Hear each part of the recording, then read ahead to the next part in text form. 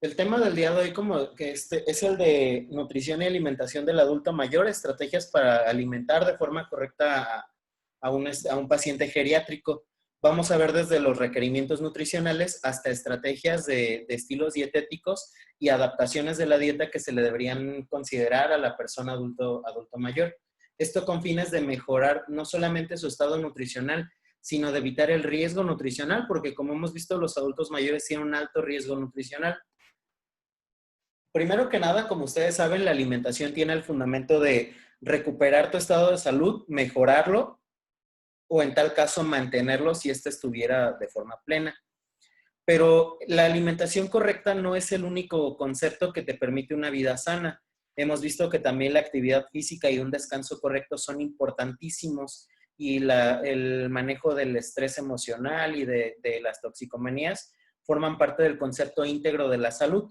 Sabemos que la salud no es solamente lo que comes, pero lo que comes sí define en gran parte la salud que vas a presentar.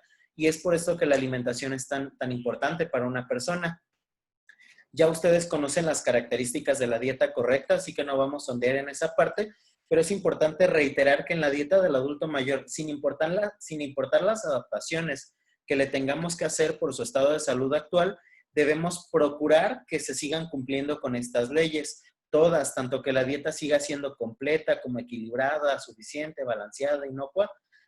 Todo esto debe estar presente dentro del plan de alimentación, pero ahora habrá que tomar en cuenta las adaptaciones que hemos visto que se producen en un adulto mayor y que estas van a repercutir en la forma en la que nosotros debemos diseñar su plan de alimentación.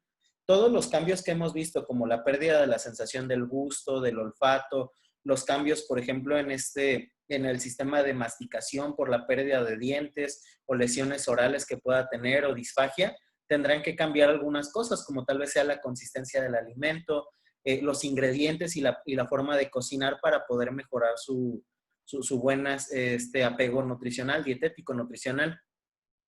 Ahora también es de vital importancia que nosotros al momento de hacer un plan de alimentación tomemos en cuenta los gustos del adulto mayor, ya que estos gustos siempre deben estar tomados en cuenta, no solo en los adultos mayores, desde los niños hasta los adultos, siempre hay que tomar en cuenta la opinión de la persona, del paciente. Les mencionaba, me parece, no recuerdo si fue en esta clase, pero mencionaba en alguna que cuando tú haces planes de alimentación, los planes no se tienen que hacer a expensas de lo que a ti te gusta, sino de lo que el paciente prefiere, elige y él tiene por gusto. Esto siempre y cuando pues no haya requerimientos especiales por enfermedades o demás. ¿A qué me refiero con esto? Pasa mucho y de verdad pasa demasiado que, por ejemplo, porque al nutriólogo le gustan ciertos alimentos, siempre carga la dieta de esos mismos alimentos, lo cual es un error. Por ejemplo, el nutriólogo está acostumbrado, él o la nutrióloga están acostumbrados a preparar alimentos muy elaborados como, no sé, ceviche de betabel con col o salmón a las hierbas o gazpacho de no sé qué tantas cosas que bueno, o sea, no digo que sean malos alimentos, digo que son los gustos del nutriólogo o la nutrióloga, pero esto no involucra que estos tengan que ser a fuerza los gustos del paciente. O sea, si al paciente le gusta desayunar, por ejemplo, un sándwich, entonces hay que ver la forma de que pueda desayunar esto. No, pues la nutrióloga, por ejemplo, está totalmente en contra de consumir embutidos. Pero bueno, tú sabes que hay una cantidad en cuanto a frecuencia de consumo que entra dentro del rango de lo controlado, ¿no? Lo que podríamos llamar como sano. O sea, ¿cuánto podrías comer de jamón a la semana para que estés dentro del límite tolerable sin riesgos secundarios a la salud? Y bueno, el hecho de que la nutrióloga esté totalmente en desacuerdo del jamón, por ejemplo, no involucra que al paciente se le tenga que prohibir absolutamente, salvo que hubiera, decíamos, una indicación médica para prohibirlo, como la enfermedad renal. Al paciente, por ejemplo, no le gusta consumir quinoa, semillas, no sé, preparar alimentos con semilla de cacao, etcétera, pero el nutriólogo les gustan. Otra vez caemos en la idea, el hecho de que al nutriólogo le guste no quiere decir que el paciente no lo tenga que hacer también exactamente igual que ella, porque al final buscas adaptar la dieta al paciente, no al nutriólogo o la nutrióloga. Si al paciente le gusta desayunar cosas muy sencillas como huevo, en sándwich, una torta, un mollete, unas quesadillas, pues bueno, tú dirás, oye, es que parecería que la dieta está bien sencilla, como que ni le trabajó. No, es que la dieta podría estar adaptada a los gustos y necesidades del paciente. Incluso pues también eh, digamos que a lo que dispone el paciente, ¿no? El paciente no le alcanza para comprar salmón, por eso come atún. Al paciente no le alcanza para comprar panes artesanales marmoleados, por eso compra bolillo. Entonces hay que adaptar la dieta al paciente, no a los gustos del nutriólogo o la nutrióloga. Insisto, sí ocurre muchísimo ese aspecto. Y bueno, no podemos forzar al paciente a que haga ese tipo de cosas. En lo personal, a mí me llegan muchos pacientes que ya habían ido con otros nutriólogos, tanto de aquí en Uruapan como en Morelia, Guadalajara, que de pronto te dicen lo mismo. Oye, es que fíjate que yo había ido con una nutrióloga, pero los alimentos que me puso, aunque sí estaban muy padres y ricos, la verdad no tenía ni el tiempo, ni el presupuesto, ni las ganas de estar cocinando tanto. Por ejemplo, me decía el paciente, o sea, yo tengo trabajo de 6 de la mañana hasta las 10 de la noche, no tengo tiempo de estar preparando, picando, rayando, cociendo, salteando y demás. O sea, a mí me da el tiempo para ir a preparar 2 quesadillas y vámonos. Entonces, precisamente hay que adaptar la alimentación y los menús a esa necesidad del paciente. Y aunque a ti te guste y tú sepas que, por ejemplo, podría traerle todavía más beneficios consumirse una ensalada, por ejemplo, de vegetales cocidos con betabel y demás al paciente, que un par de quesadillas con una taza de nopales, pues bueno, es más práctico para él hacer la taza de nopales y las 2 quesadillas. Entonces hay que tomar mucho eso en cuenta. También los gustos, decíamos. Al paciente no le gustan los nopales, no le pongas nopales. No, es que los nopales le traen beneficios por esto. Sí, sí, los nopales son muy sanos, pero al paciente no le gustan, no los va a comer. O sea, el hecho de que tú se los pongas no significa que el paciente verdaderamente los va a comer. Nosotros debemos darle la sugerencia, mira, vamos a ver si te gustan, si los preparas de esta forma, pero si no te gustan, también está bien. Y entonces yo veo cómo adaptar tu plan de alimentación para mejorar un poquito más el apego que puedas tener al mismo plan de alimentación y entonces que, aunque bien no va a ser el menú tal cual yo te lo doy, al menos tengas ese alimento y si no, pues bueno, entonces prepara un plan B, qué comer en caso de que no vayas a consumir esos nopales que te quería poner, qué otro vegetal que sí te gusta me da un beneficio similar o paralelo al que buscaba por darte el alimento que no quieres consumir. Entonces tengan mucho en cuenta ese detalle, porque la verdad es que sí me toca mucho ver este tipo de casos en los que el paciente sí fue al plan de alimentación, sí fue con el nutriólogo o la nutrióloga a consulta, le gustó el servicio que le dieron, pero después la dieta no le gustó y no la pudo hacer porque no eran menús preparados para él, eran menús preparados para la nutrióloga. Con sus porciones, por supuesto, ¿no? Con sus porciones, cuidando el aporte calórico del paciente, pero los menús, el menú como tal, no estaba diseñado para el paciente, sino para el nutriólogo, ¿no? Los diseñó a sus gustos. Entonces hay que quitarse un poquito esa idea, ese estigma. Pasa también mucho con las ideologías dietéticas de cada quien. Por ejemplo, podría ser que, no sé si alguno de ustedes, por ejemplo, sea vegetariano o vegano. Eh, Ser vegano o vegetariano no es malo, de hecho, es un buen estilo dietético. Y el por qué lo seas es muy tu decisión, totalmente tuya y totalmente respetable. Nada cuestionable tampoco. Pero, por ejemplo, el hecho de que tú seas nutriólogo vegetariano no obliga a que tengas que hacer vegetariano al paciente, que esa es otra idea que hay que considerar. O el hecho de que el paciente sea vegetariano no te obliga a decirle, no, es que tiene que comer carne, porque la carne y las proteínas y demás. No, el paciente es vegetariano, tu trabajo es hacerle el mejor plan de alimentación que cubra sus requerimientos y que no sea vegetariano el menú. El paciente no es vegetariano, tú sí. Bueno, a pesar de que a ti no te guste la carne, tienes que poner alimentos que el paciente sí consume. Ahora, sí es cierto que otro detalle es decirle al paciente, tú consumes demasiada carne, te voy a bajar la cantidad, pero no te la voy a quitar de la dieta. O, por ejemplo, consumes demasiada carne roja, mucha carne de res. Si bien es cierto, no necesariamente te la tengo que quitar absolutamente de la dieta, sí te puedo bajar la cantidad dentro de lo que los lineamientos dietéticos nos recomiendan. Entonces, tomen en cuenta mucho ese detalle. El hecho de que a ti te guste un estilo o no te guste uno no significa que así tengas que diseñar la dieta del paciente. Y esa es tal vez una de las mejores lecciones que les podría dar en materia de lo que es la dietética. Ahora, Con el adulto mayor, como hemos visto, existen una serie de factores y cambios tanto físicos como fisiológicos, emocionales, metabólicos, endocrinos, entre todos lo que podríamos atribuir y añadir. Todos estos cambios que ocurren en el adulto mayor son condicionantes, ojo con eso, son condicionantes de alteraciones del requerimiento nutricional del paciente geriátrico.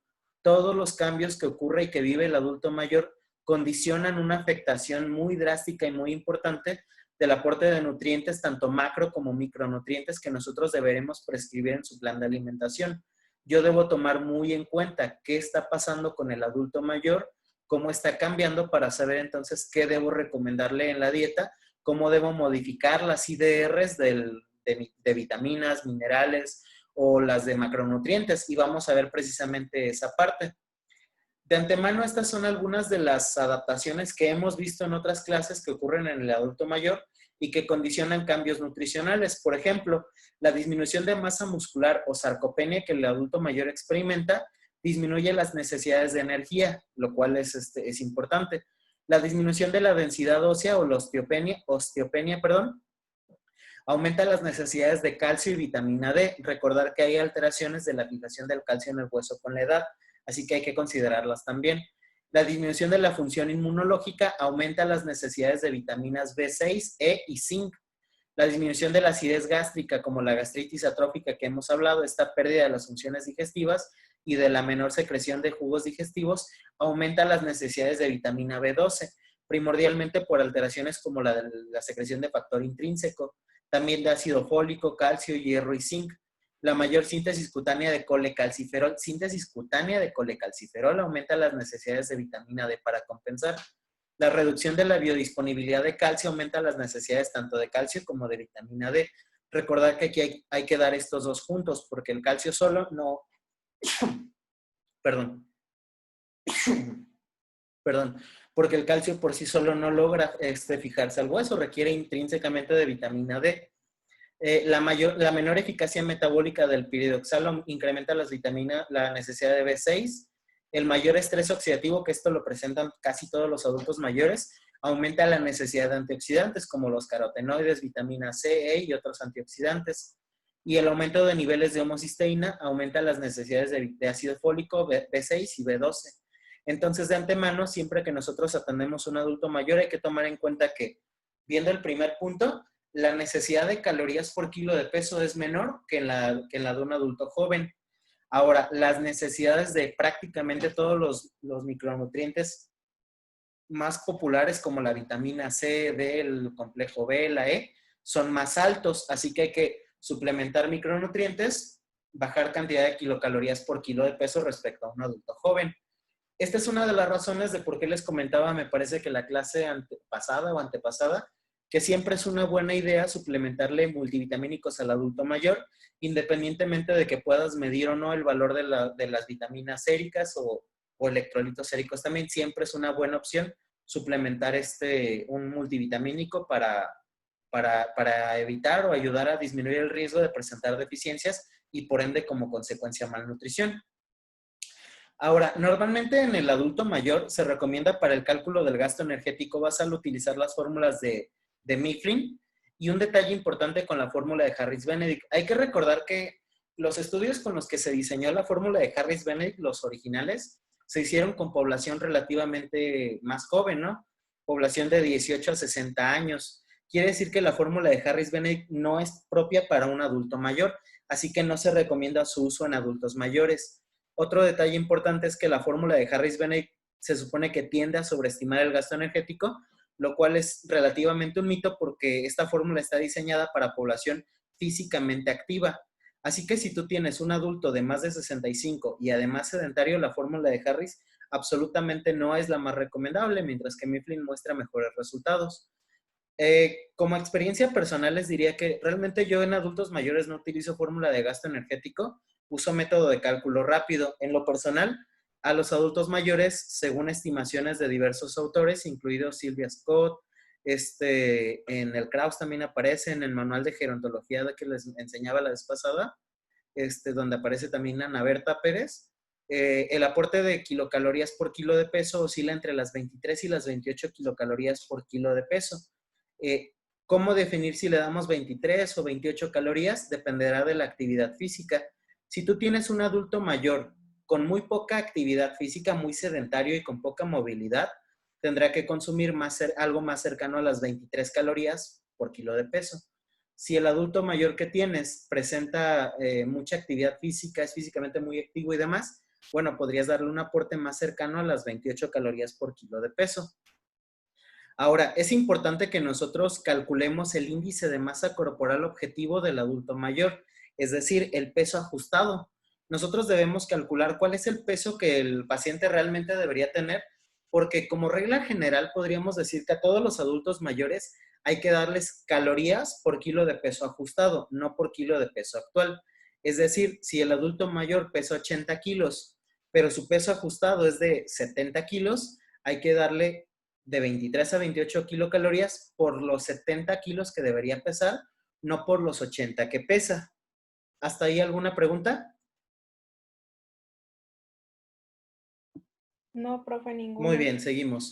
Les pongo en la parte de abajo de la diapositiva un ejemplo. Dice, peso ajustado es índice de masa corporal objetivo, o sea, el índice de masa corporal que tú preferías que este adulto mayor tuviera.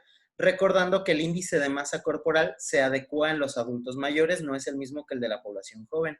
Por ejemplo, en el caso de un paciente que se describe de 71 años, que pesa 87 y que mide 1,68, su índice de masa corporal es de 30,8. Este paciente, según la clasificación que ya habíamos visto anteriormente, estaría en rango de sobrepeso, ya estaría en sobrepeso. Considerando el normopeso, decíamos hasta el 28 de índice de masa corporal en adultos mayores. En este caso, el índice de masa corporal objetivo, la fórmula para calcular su peso ajustado sería el índice de masa corporal objetivo. Como habíamos visto, el índice de masa corporal objetivo en un adulto mayor es que su índice esté entre el 23 y el 28. Así que, por ejemplo, yo le puse 24 de índice de masa corporal para que tenga un índice de 24. Sería 24, que es el índice de masa corporal que yo elijo. Asimismo, pude haber escogido 25, 26, 27 o el 28, que es el límite superior. Y eso se multiplica por la talla en metros al cuadrado. Así que yo decidí que el paciente tuviera, o quiero que mi objetivo sea que alcance un índice de masa corporal de 24. Decíamos, eso cambia en función a tu interpretación del paciente y del caso. 24 por 1,68 al cuadrado me da 67,7 kilos. Quiere decir que el peso ajustado de este paciente serían 67,7 kilos. Entonces, para darle calorías, yo tendría que calcular con el peso que debería tener, 67,7, no con los 87 kilos que está pesando. Ahora, supongamos que este paciente fuera más o menos activo. Yo le tendría que dar algo muy cercano a las 28 calorías por kilo. En este caso decidí darle 27. Así que son 67,7, que es su peso ajustado, por 27 calorías, son 1827,9 kilocalorías por día. Y ese será su gasto energético total. ¿Hasta ahí alguna pregunta? Ninguna, profe. Muy bien, seguimos. Ahora, ya que conozco el gasto energético total del paciente, lo que sigue es decidir cuánto tengo que darle de proteínas, hidratos de carbono y grasas. Si ustedes recuerdan, normalmente cuando a ti te enseñan a calcular por primera vez planes de alimentación, te enseñan siempre a sacar las calorías totales y luego dividirlo en porcentajes. Por ejemplo, del 55 al 65% de hidratos de carbono, del 15 al 20 de proteínas y del 25 al 35 de lípidos. Y siempre te enseñan eso. Sacas porcentaje, lo conviertes a calorías, después a gramos y esa es tu fórmula dietosintética. Aquí lo vamos a hacer diferente. Lo primero que yo debo hacer, antes de seguir, aquí yo no voy a calcular por porcentajes. De hecho, olvídense del cálculo por porcentajes porque eso ya ni siquiera se utiliza. El cálculo normalmente debería hacerse en función a gramos por kilogramo de peso.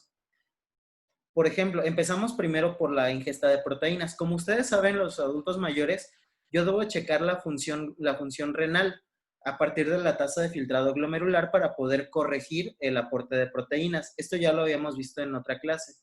Decíamos que calculo la tasa de filtrado glomerular por medio de mi fórmula, que aquí les pongo el ejemplo, ¿no? Con datos de este paciente. Es el mismo paciente de 71 años que pesa los 87 y mide 1,68, pues su peso ajustado es 67,7. Supongamos que a este paciente le tomamos bioquímicos, urea, creatinina y albúmina, que son los que necesitamos. Utilicé la fórmula que ya conocen ustedes.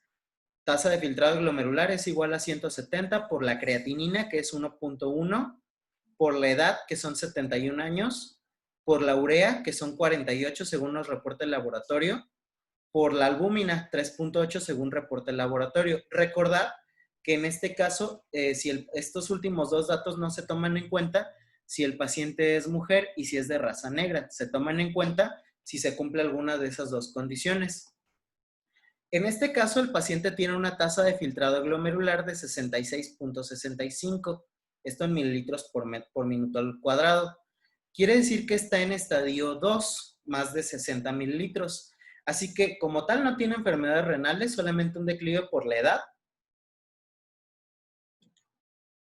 Y por ende, la ingesta de proteínas será de 0,8 gramos por kilo de peso para este adulto mayor. Así que voy a mi fórmula dietosintética. Voy a salir de aquí. Entonces, según la tasa de filtrado glomerular, yo debo darle 0,8 gramos por kilo de peso, pero por kilo de peso ajustado, que el peso ajustado son 67,7. 0,8 por 67,7, ¿cuánto les da? Hagan esa operación. 54,16. Muy bien, 54,16. Lo multiplicamos por 4 para convertirlo a calorías. 216,64. De acuerdo. Y ahora quiero sacar el porcentaje. No es porque me interese saber qué porcentaje es, la realidad es que no interesará mucho. Nada más lo quiero para saber. Para sacar el porcentaje ya saben que usamos una regla de 3 y multiplicaríamos las 216,64 calorías por 100 entre 1827,9. ¿Qué porcentaje les da? 11,8. 11,8%. Digo, no está tan desmaniatado del 10 al 20%, así que ahí está. ¿Dudas de cómo sacamos esto? Esto ya lo habíamos visto en otras clases, pero ¿alguna duda? No, profe. Perfecto, seguimos. Después vamos con la ingesta de hidratos de carbono. Ojo con esto, para la ingesta de hidratos de carbono yo debo saber si mi paciente es sano, está sano primero que nada, porque hay que recordar que en función a algunas enfermedades como la diabetes, la ingesta de hidratos de carbono depende más del conteo de carbohidrato por unidades de insulina. En el caso que después vamos a ver el tema de cómo se corrigen los carbohidratos según el conteo de insulinas. Pero supongamos que el paciente geriátrico está sano. Bueno, un paciente sano requiere, según esto, de 3 a 5 gramos por kilo de peso ajustado de hidratos de carbono. 3 a 5 gramos por cada kilo de su peso ajustado. ¿Cómo saber el rango, no? Si 3 o hasta 5, porque es mucha diferencia. Aplicamos la misma lógica de si es físicamente activo o si es sedentario. Donde un paciente físicamente activo debería recibir entre 4 y 5 gramos, a expensas de más actividad, más cerca de los 5 gramos. Mientras que un paciente sedentario de 3 a 4. Por ejemplo, un paciente que está totalmente postrado en cama o que pasa la mayor parte de su día en el sillón de su sala, tendría que recibir solo 3 gramos, algo muy cercano a los 3. Mientras que un paciente que sí se puede clasificar como sedentario, pero que al menos tiene más movilidad en casa, podría requerir algo más cercano a los 4 gramos. Retomando el mismo caso del paciente, como ustedes observan aquí abajo, dice, paciente masculino de 71 años, que pesa los 87 y mide el 1,68. Es el mismo paciente que estamos trabajando. Se sabe que el paciente realiza caminatas de 60 minutos todos los días y los martes y jueves una clase de activación física en unidad deportiva. O sea, el señor va a una clase con grupos de adultos mayores, de estos grupos que de pronto hay en unidades deportivas, parques, jardines y demás, en el IMSS y todo esto. Y además camina, quiere decir que si no sale a caminar, al menos va a su clase, así que sería más activo, ¿verdad? Solamente camina, no hace tanto ejercicio en realidad. Así que vamos a darle al paciente un rango de 4 gramos por kilo de peso. Ojo con esto, porque aquí hay que recordar que es a criterio totalmente tuyo. Así que si a criterio tuyo tú consideras que puede requerir más, 4.2, 4.5, 4.8, los 5, es totalmente decisión tuya. Por eso este método de cálculo es muy subjetivo, depende de tu interpretación. Pero vamos a suponer que a este paciente le damos 4 gramos por kilo de peso. 4 gramos por los 67.7 gramos serían 270.8 gramos, que ya lo añadí aquí a la fórmula dietosintética. Son 4 gramos por kilo de peso, 4 por 67.7 me da 270.8. 270.8 por 4 me da 1083.2 calorías. Hice mi regla de 3 otra vez, donde 1827.9 es igual a mi 100%, y ya nada más multipliqué 1083.9 kilocalorías por 100 y entre 1827.9 me salió 59.25. De hecho, si se fijan, sale más o menos dentro de lo que nosotros esperábamos, ¿verdad? Del 50 al 55 al 65%. Así que de hecho está bastante bien. ¿Hasta aquí alguna duda de cómo calculé los hidratos de carbono? No, profe. Muy bien. Recuerden, de 3 a 5 gramos, 3 si el paciente, más cercano al 3 si el paciente es físicamente muy sedentario, 5 si el paciente es muy activo físicamente. Y por último, ya nada más me queda completar el requerimiento de lípidos. A un paciente sano, normalmente se le tienen que dar entre 0.6 y 1 gramo por kilo de peso ajustado a través de lípidos. Aquí me faltó poner por kilogramo de peso ajustado. Entre 0.6 y 1 gramo de kilo de peso ajustado. Ahora, normalmente los lípidos debes darlos en función a cuánto te falta dar de calorías al paciente. Les explico esa parte. Se supone que tú le querías dar, por ejemplo, a este paciente 1827.9 calorías. Ya llevabas algunas calorías de hidratos de carbono y de proteínas, ¿verdad? De hecho, si hacemos la sumatoria, sumen 216.64 más 1083.2.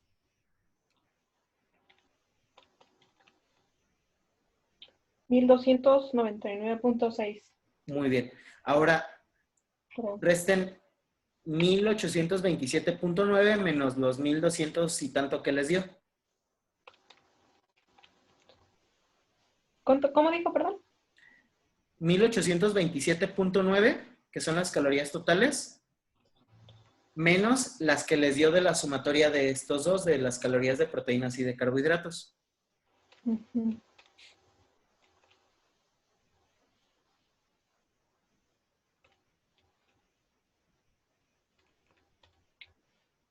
$215.94. Muy bien. Entonces yo a este paciente le tengo que dar 215.94 calorías. ¿Estamos de acuerdo hasta ahí? Uh-huh. Bueno, se supone que yo al paciente le tengo que dar que aquí vamos a quitar esto. Yo al paciente le tengo que dar entonces las calorías que me hacen falta nada más del gasto energético, ¿verdad? ¿Cuántas calorías me dijiste que eran? 215.94. ¿Segura? Siento como que Creo no. que me equivoqué. Sí, espérame, a ver. 64. 528, profe. No. Ándale, 528 punto ¿qué? .06. Punto 06. Muy bien. Esas son las calorías que yo le tengo que dar. Divido estas calorías entre 9. 58.67. 67. Lo divido entre los kilos de peso del paciente, entre 67.7.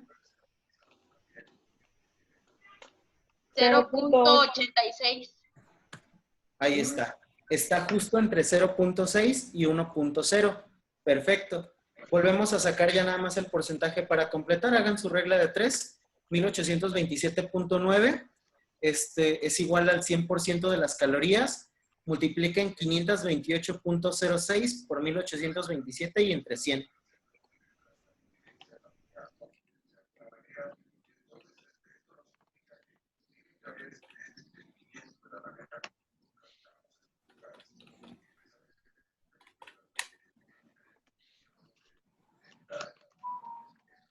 ¿Cómo dijo, profe? Ya me hizo bolas. Y no me escuchó, creo. Profe. Serían 28.9. Es el porcentaje de los lípidos. Y ya está. Ahí está el cálculo dietético del adulto mayor. En palabras de la jitomata y la perejila, listo. Ya se está acabando el tiempo, entonces yo creo que salimos y volvemos a entrar con el mismo enlace para continuar.